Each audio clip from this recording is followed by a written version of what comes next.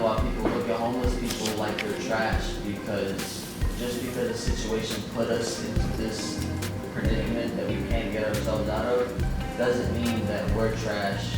It's really the only thing that we all do different, and y'all do is y'all have a better group than we don't.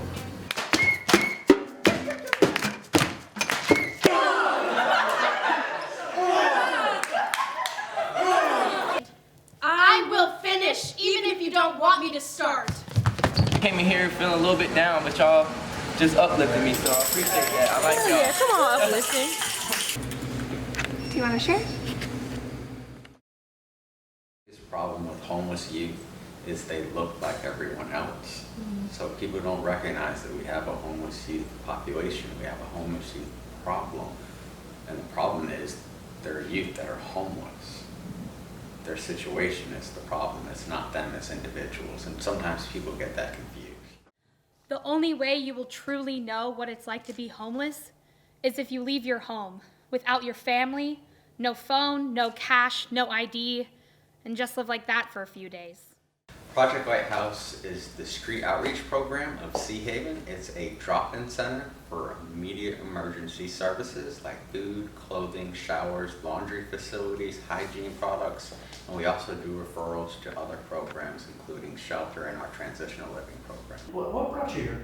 Well, I was in sex trafficking, but I had got out of it and came here. So there's not a lot of places these days that help kids, so it's really helpful, and I'm thankful to have this program, because if I didn't have it, I don't know where I would really be.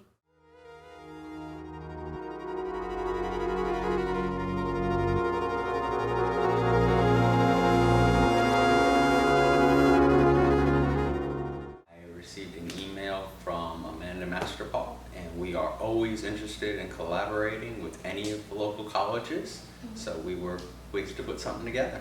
What I am to this project is I'm one of the originators. Myself and a fellow colleague of mine, Gwendolyn Schwenke, we wrote a grant for a Student Achievement Fund to do the Lighthouse Project, and I am essentially the director. You're going to turn into the center of the circle, stay in your pose, and you can look around the circle and kind of see what other people look like and see their different interpretations of these words.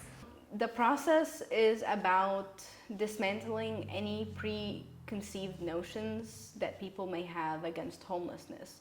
So really, we are here only to collect their stories, because we want it to be authentic. We don't want to be, pretentious, a bunch of, privileged college students deciding to create a piece about homelessness when none of us are homeless. So we want it to be authentic. For me and for a lot of people, sometimes you see somebody homeless, well, I don't know what to do to really help. I can help in this instant right now. I can help you get your next meal, but how can I help you in the long run? It's important for people like me who have privilege to kind of just sit back and listen to others who are experiencing so much more than we could ever possibly understand. When I first heard of it, because the day that I come here on Friday, the first day, they came and everything, and I saw them interact with everybody, but I was nervous. I was like, I've never done anything like that.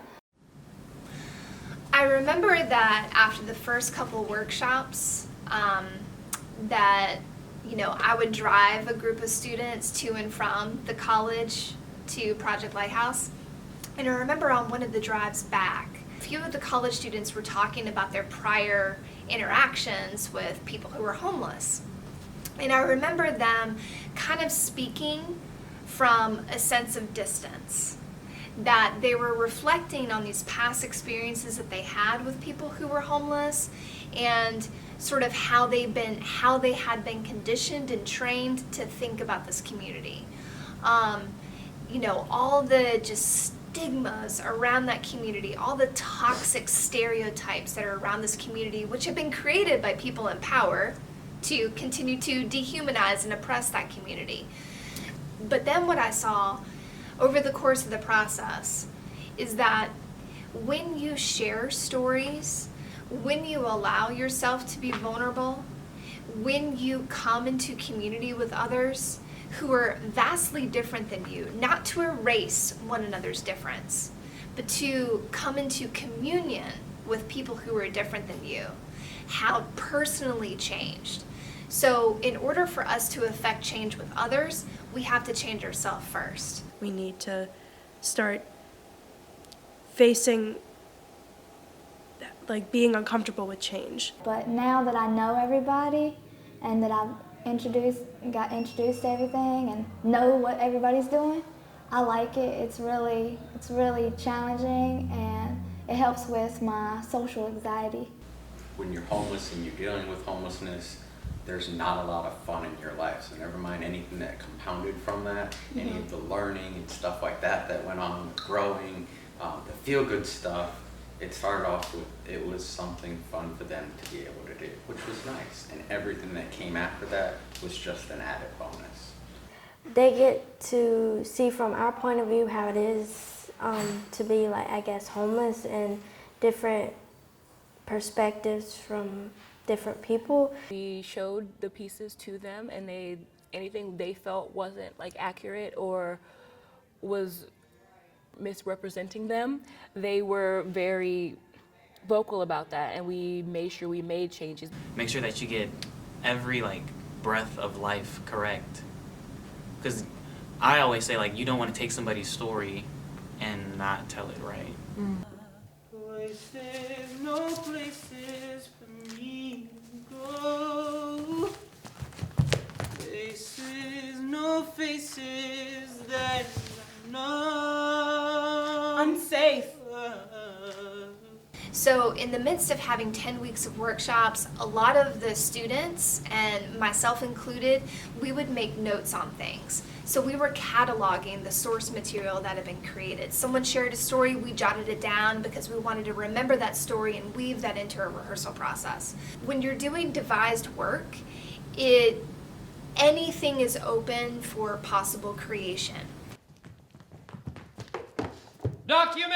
Documentation! Get your documentation right here!